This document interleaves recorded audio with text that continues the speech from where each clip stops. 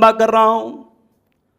ان لوگوں نے کہا ہے خبیب کیا تو یہ تمنا کرے گا, کیا تو یہ آرزو کرے گا کہ ہم تجھے چھوڑ دیں اور تیری جگہ محمد رسول اللہ صلی اللہ علیہ وسلم کو سولی پہ چڑھا دیں؟ کیا تو یہ گوارا کرے گا, کیا تو یہ پسند کرے گا؟ اگر ہم تجھے چھوڑ دیں اس شرط پر کہ تیری جگہ تیرے نبی کو سولی پہ چڑھا دیا جائے تو کیا تو اس کو قبول کرے گا؟ خبیب بن عدی جواب دیتے ہیں او لوگو, تم میری جگہ میرے نبی کو سولی پہ چڑھانے کی بات کرتے ہو, ارے میں تو یہ بھی گوارا نہیں کروں گا مجھے بخش دیا جائے, مجھے چھوڑ دیا جائے, میری جان بخش دی جائے اور بدلے میں میرے نبی کے پاؤں میں ایک کانٹا بھی چبھویا جائے. میرے نبی کے پاؤں میں ایک کانٹا چبھو کر کے اگر میری جان بچتی ہے میں اپنے نبی کے پاؤں میں وہ کانٹا بھی چبھنے نہ دوں گا. اتنی محبت کرتے تھے صحابہ. ہجرت کا سفر یاد کرو میرے بھائیوں. غار ثور میں اللہ کے نبی پہنچے, ابو بکر صدیق بھی پہنچے, اور حضرت ابو بکر صدیق نے اس غار ثور کے اندر جتنے سوراخ تھے سارے سوراخوں کو کپڑے وغیرہ سے بند کر دیا, ایک سوراخ باقی رہ گیا. حضرت ابو بکر صدیق نے اپنے پاؤں کے انگوٹھے سے اس سوراخ کو بند کیا. اس کے اندر کوئی زہریلا جانور تھا, وہ بار بار نکلنے کی کوشش کر رہا تھا, ڈنک مار رہا تھا. اور اللہ کے پیارے نبی سفر کی تھکاوٹ تھی, تھکے ہوئے تھے, آپ حضرت ابو بکر کی گود میں سو رہے تھے. حضرت ابو بکر صدیق کو وہ جانور ڈنک مار رہا ہے, تکلیف ہے, لیکن اپنے باڈی کو حرکت نہیں دے رہے ہیں کہ مبادا میرے نبی کے آرام میں خلل نہ پڑ جائے. جب ان کی تکلیف آنسوؤں کی شکل میں ان کی آنکھوں سے گری ہے اور وہ گرم گرم آنسو جب جناب محمد رسول اللہ صلی اللہ علیہ وسلم کے اوپر گرے ہیں, اللہ کے نبی کی نیند کو لیا. آپ نے کہا ابو بکر کیا بات ہے؟ کہا کہ اللہ کے نبی کوئی جانور ڈنک مار رہا ہے. اللہ کے پیارے نبی نے اپنا لعاب وہاں پہ لگایا, ان کا زخم ٹھیک ہو گیا. اتنی محبت کرتے تھے صحابہ اللہ کے نبی سے. حضرت صہیب رومی یہ مکہ میں رہتے تھے, بچپن میں آئے تھے, غلام بن کے آئے تھے, پھر مکہ میں رہ کے انہوں نے تجارت کیا, بزنس کیا, پیسہ کمایا, اچھا پیسہ اکٹھا کر لیا, پیارے نبی کے اوپر ایمان لائے, پیارے نبی صلی اللہ علیہ وسلم مدینہ چلے گئے. صہیب نہیں جا سکے, جب بعد میں موقع ملا مدینہ جانے لگے, اپنے زندگی بھر کی کمائی کو اکٹھا کر کے لے کے جانے لگے. مکہ کے کافروں نے ان کا اونٹ پکڑ لیا. کہاں جا رہے ہو؟ کہا یثرب جا رہا ہوں, مدینہ جا رہا ہوں اپنے نبی کے پاس. نحمده ونستعینه ونستغفره ونعوذ بالله من شرور انفسنا ومن سیئات اعمالنا. من يهده الله فلا مضل له ومن يضلل فلا هادي له. واشهد ان لا اله الا الله وحده لا شريك له واشهد ان محمدا عبده ورسوله. يا ايها الذين امنوا اتقوا الله حق تقاته ولا تموتن الا وانتم مسلمون. يا أيها الناس اتقوا ربكم الذي خلقكم من نفس واحدة وخلق منها زوجها وبث منهما رجالا كثيرا ونساء واتقوا الله الذي تساءلون به والأرحام إن الله كان عليكم رقيبا. يا أيها الذين آمنوا اتقوا الله وقولوا قولا سديدا يصلح لكم أعمالكم ويغفر لكم ذنوبكم ومن يطع الله ورسوله فقد فاز فوزا عظيما. أما بعد فإن خير الحديث كتاب الله وخير الهدي هدي محمد صلى الله عليه وسلم وشر الأمور محدثاتها وكل محدثة بدعة وكل بدعة ضلالة وكل ضلالة في النار. أعوذ بالله من الشيطان الرجيم. بسم الله الرحمن الرحيم. اليوم اکملت لکم دینکم واتممت علیکم نعمتی واتممت علیکم نعمتی ورضیت لکم الاسلام دینا۔ محترم حاضرین جمعہ، اسلامی کیلنڈر کا تیسرا مہینہ چل رہا ہے، جسے ہم اور آپ ربیع الاول کے نام سے جانتے ہیں۔ یہ مہینہ اسلامی تاریخ میں بڑی اہمیت رکھتا ہے۔ اکثر مورخین اور سیرت نگاروں کے مطابق اسی مہینے کی 9 تاریخ کو اللہ کے نبی صلی اللہ علیہ وسلم پیدا ہوئے، اور اسی مہینے کی 12 تاریخ کو آپ کی وفات ہوئی، اور اسی مہینے میں آپ صلی اللہ علیہ وسلم نے ہجرت کا سفر کیا، مدینہ پہنچے آپ۔ گویا ہمارے نبی کی زندگی میں ربیع الاول کا مہینہ بڑا اہم مہینہ تھا، بڑا امپورٹنٹ مہینہ تھا۔ آج امت کی ایک بڑی تعداد ربیع الاول کا مہینہ آتے ہی محبت رسول کے جذبے کے ساتھ ہم اس جذبے اور اس انٹینشن پر سوال نہیں اٹھا رہے۔ انٹینشن غلط نہیں ہے، مقصد غلط نہیں ہے، مقصد کیا ہے؟ رسول کی محبت کا حصول۔ جذبہ کیا ہے؟ کہ ہمیں رسول سے محبت ہے۔ اس جذبے کے تحت امت کی ایک بڑی تعداد ربیع الاول کا مہینہ آتے ہی بہت ساری چیزیں کرتی ہیں۔ بہت سارے لوگ اپنے مکانوں پہ جھنڈا لگا لیتے ہیں، الصلاۃ والسلام علیکہ یا رسول اللہ جھنڈے کے اوپر لکھا ہوا ہے۔ بہت سارے لوگ اپنی بائکوں پہ، اپنی کاروں پہ، اپنی گاڑیوں میں اسٹیکر لگا لیتے ہیں، جھنڈیاں لگا لیتے ہیں نبی کی پیدائش کی خوشی کے نام پہ۔ پھر جب 12 تاریخ آتی ہے تو پورا ایک تہوار منایا جاتا ہے، ایک عید منائی جاتی ہے، اور کہا جاتا ہے کہ نثار تیری چہل پہل پہ ہزاروں عید ربیع الاول، سوائے ابلیس کے جہاں میں سبھی تو خوشیاں منا رہے ہیں۔ اگر اس کو ایموشنل پوائنٹ آف ویو سے دیکھا جائے، اگر جذباتی چشمے سے دیکھا جائے تو بات تو صحیح لگ رہی ہے۔ دنیا کی تمام قومیں اپنے اپنے بڑوں کی پیدائش کا جشن مناتی ہیں، اور ہم مسلمانوں کی نظر میں اللہ کے بندوں میں اگر سب سے بڑا کوئی ہے تو جناب محمد الرسول اللہ صلی اللہ علیہ وسلم ہے۔ تو ہم کیوں نہ منائیں اپنے نبی کی پیدائش کا جشن؟ ہم کیوں نہ منائیں اس دن عید؟ ایموشنل اگر اینگل سے دیکھا جائے تو لگتا ہے کہ یار بات تو صحیح ہے، ہونا چاہیے۔ لیکن ہم اور آپ جو اپنے آپ کو کتاب و سنت پر چلنے والا بتاتے ہیں، اہل حدیث کہتے ہیں، سلفی کہتے ہیں، ہمارا ماننا یہ ہے کہ نہیں صاحب ہم یہ عید نہیں مناتے۔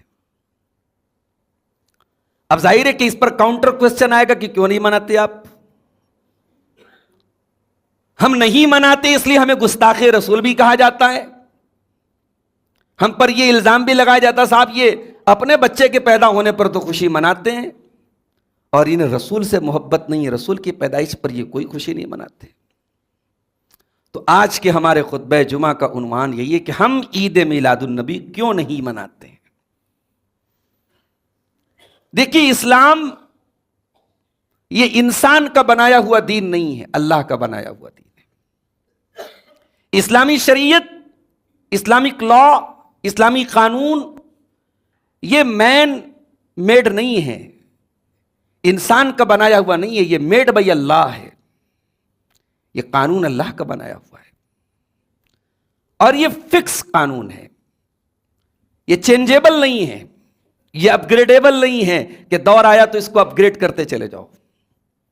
اسلام فکس ہے، اسلام کے اصول فکس ہیں، زمانے اور حالات کے تحت اجتہادات ہوں گے، نئے نئے جب مسائل پیدا ہوں گے تو ہم غور کریں گے قرآن و حدیث پر، اس میں سے ہم مسئلے کا حل نکالیں گے.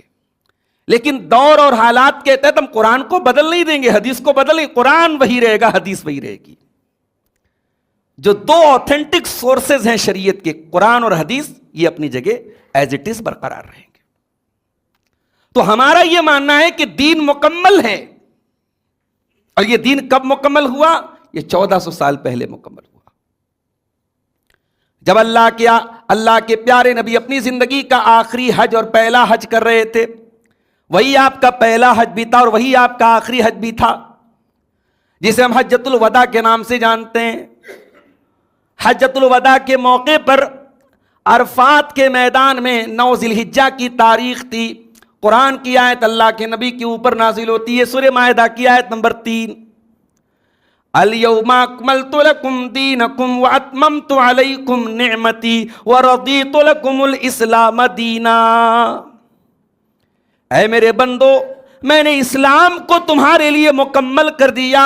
اب دین تمہارا کمپلیٹ ہو چکا ہے، دین تمہارا مکمل ہو چکا ہے، اور میں نے اپنی نعمت کو تم پر تمام بھی کر دیا. میں نے سب سے بڑی نعمت تم کو دے دی، اسلام کی نعمت تم کو دے دی. اسلام سے بڑی کوئی نعمت نہیں، معاف کیجیے گا. دولت، شہرت، عزت، گھر، مکان، مال، اولاد، اس نعمت کے آگے سب قربان ہے میرے بھائی. یہ سب سے بڑی نعمت ہے، ایمان کی نعمت.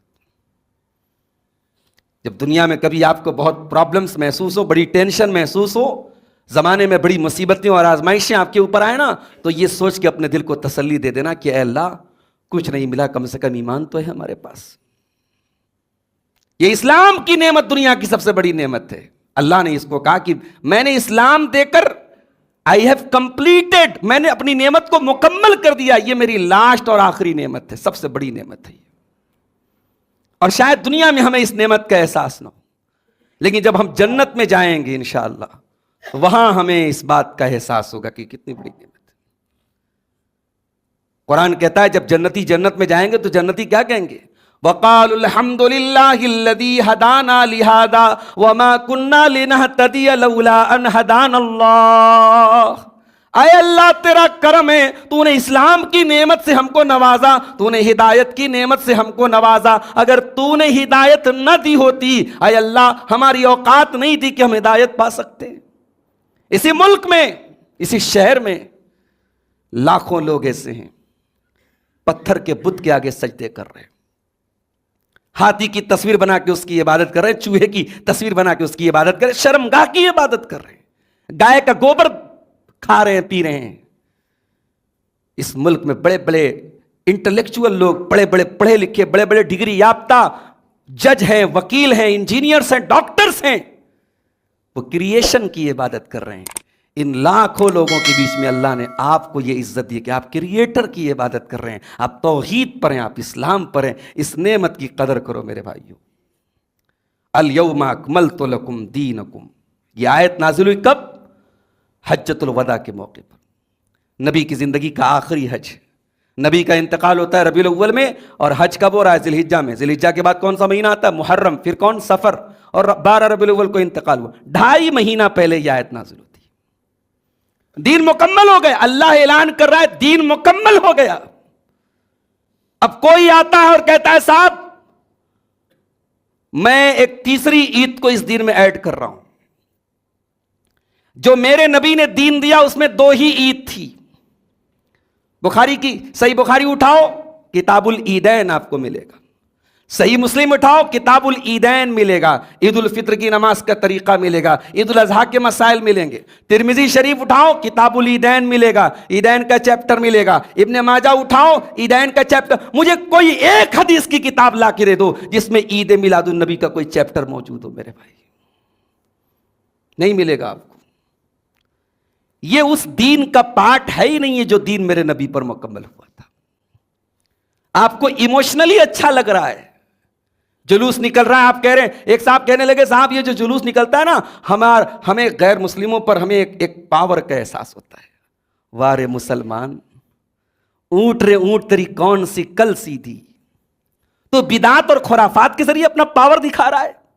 تجھے بڑا پاور دکھانے کا شوق ہے تو मुअज्जिन सदाएं देता है फजर की अजान में, अस्सलातु खैरुम मिनन नौम, नमाज नींद से बेहतर है।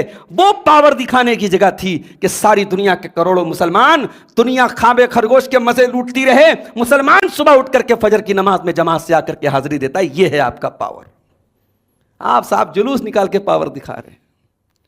मुहर्रम का महीना आता, ताजिया निकाल के आप पावर दिखा रहे हैं। आप बिदात के जरिए पावर दिखा रहे हैं। मेरे नबी ने, मेरे नबी के सहाबा ने इस्लाम के जरिए अपना पावर दिखाया है। अल्लाह के नबी सल्लल्लाहु अलैहि वसल्लम जब मदीना पहुंचे, और जब आपने मदीना पहुंचने के बाद जब उम्रा करने के लिए आप अपने सहाबा के साथ मक्का आए सन 7 हिजरी में, सन 6 हिजरी में जब आप निकले तो काफिरों ने रोक दिया, सुलह हुदैबिया हुई। फिर नेक्स्ट ईयर सन 7 हिजरी में जब अल्लाह के नबी उम्रा करने आए तो मदीना की आबो हवा की जो है वो सहाबे किराम को रास नहीं आई थी। तो उम्रा करने गए तो सहाबे किराम बीमार पड़ गए, एटमॉस्फेयर चेंज हुआ, क्लाइमेट चेंज हुआ, बीमार हो गए। तो अब जब बीमार हुए तो तवाफ करने के दौरान सहाबे किराम कमजोरी महसूस कर रहे थे। अल्लाह के नबी ने कहा एक काम करो, 7 चक्कर होते हैं तवाफ में, इन 7 चक्करों में शुरू के 3 चक्करों में रमल करो। रमल का मतलब छोटे छोटे कदम बना के जल्दी जल्दी दौड़ो। क्यों? ताकि काफिरों को यह एहसास हो जाए कि हम मदीना जाने के बाद कमजोर नहीं हुए, हमारे पास अभी भी उतनी ही ताकत और एनर्जी है। साहबे किराम बीमार थे, बुखार था उन्हें, क्लाइमेट चेंज का असर था उनकी बॉडी पर, मगर नबी ने कहा कि अब तुम्हें तवाफ करना है तो शुरू के 3 चक्करों में रमल करना है। और जब हजरत उमर फारूक का दौर आया और मक्के से और खाने काबा के पास से जितने मुशरिक थे सब चले गए, खत्म हो गए मुशरिक मक्का से, जज़ीरतुल अरब से, तो हजरत उमर ने बड़ी पॉइंट की बात कही थी। हजरत उमर ने कहा था मालना वली रमल, अब हमें रमल करने की क्या जरूरत है, अब तो मक्के में कोई काफिर नहीं है, किसी को पावर नहीं दिखाना है। मगर यह काम चूंकि नबी ने कर दिया है और नबी का किया हुआ काम ये लॉ होता है, ये कानून होता है, ये शरीयत का हिस्सा होता है, इसलिए अब ता कयामत हमें ये रमल करना है, हम इसको छोड़ नहीं सकते। तो सहाबा ने तो सुन्नत के जरिए पावर दिखाया था, आज का मुसलमान बिदअत के जरिए पावर दिखा रहा है, कह रहा है साहब जुलूस के जरिए पावर दिखा रहे हैं। हम इसलिए ये ईद नहीं मनाते हैं क्योंकि दीन मुकम्मल हो चुका है और ये दीन 1400 साल पहले मुकम्मल हुआ है। और एक बड़ी गोल्डन बात आपके सामने कहने जा रहा हूं, हो सके तो इस बात को अपने दिमाग के किसी कोने में नोट कर लीजिए। यह बात कहने वाले कौन है? इमाम मालिक रहमतुल्लाह अलैह। इमाम मालिक कौन है? इमाम मालिक वो हस्ती है, प्यारे नबी के इंतकाल के तकरीबन 90 साल के बाद पैदा हुए मदीना में, और सारी जिंदगी इन्होंने नबी की मस्जिद में बैठकर हदीस का दर्स दिया है। इमाम मालिक को इमाम दारिल हिजरा भी कहा जाता है, मदीना के बहुत बड़े इमाम। मदीना के अंदर क्या अमल हो रहा है इस बारे में सबसे ऑथेंटिक अगर किसी का कौल होता है तो इमाम मालिक का होता है। इमाम मालिक वो हस्ती है, मदीना के अंदर बैठ के नबी की मस्जिद में बैठ के हदीस का दर्स देते थे। इमाम मालिक कहते हैं मन इब्तदा फिल इस्लाम बिदातन हसनतन, अगर कोई इस्लाम के अंदर बिदात निकालता है और वो ये समझ करके निकालता है कि ये बिदात अच्छी बिदात है, किसी बिदात को अच्छी बिदात समझ करके करता है, फकद ज़ामन्ना मुहम्मदन सल्लल्लाहु अलैहि वसल्लम खान रिसाला, तो वो ये क्लेम करता है, वो ये दावा करता है कि मुहम्मदुर रसूलुल्लाह सल्लल्लाहु अलैहि वसल्लम ने अल्लाह की रिसालत का हक अदा नहीं किया। कितनी बड़ी बात है। इमाम मालिक कह रहे हैं अगर कोई बिदात कर रहा है और ये समझ के कर रहा है कि अच्छा काम है, तो वो ये क्लेम कर रहा है, ये दावा कर रहा है कि नबी ने अपनी रिसालत का हक अदा नहीं किया। क्यों? इसलिए कि अल्लाह कुरान में कह रहा है अल यौमा अकमलतु लकुम दीनकुम, ऐ नबी मैंने अपने दीन को मुकम्मल कर दिया है। इमाम मालिक कहते हैं अल्लाह ने जब ये आयत उतारी, अल्लाह ने कहा आज मैंने अपने दीन को मुकम्मल कर दिया है। तो जो उस दिन दीन का हिस्सा जो चीज़ नहीं थी वो आज भी दीन का हिस्सा नहीं बन सकती। ये इमाम मालिक अपने दौर में कह रहे हैं, नबी के इंतकाल के 100 साल के बाद, आज हम 1400 साल के बाद ये बात कह रहे हैं कि जो चीज़ नबी के दौर में दीन का हिस्सा नहीं थी वो आज भी दीन का हिस्सा नहीं हो सकती। हम ईद मिलादुन नबी इसलिए नहीं मनाते हैं क्योंकि नबी से सबसे ज्यादा मोहब्बत अगर कोई करता था नबी के सहाबा करते थे। हमारी मोहब्बतें झंडों के जरिए जाहिर हो जाती हैं। हमारी मोहब्बतें नबी का नाम आया अंगूठा चूम लिया हो गई मोहब्बत, ہماری محبت تو صاحب بائک کے اوپر چھوٹی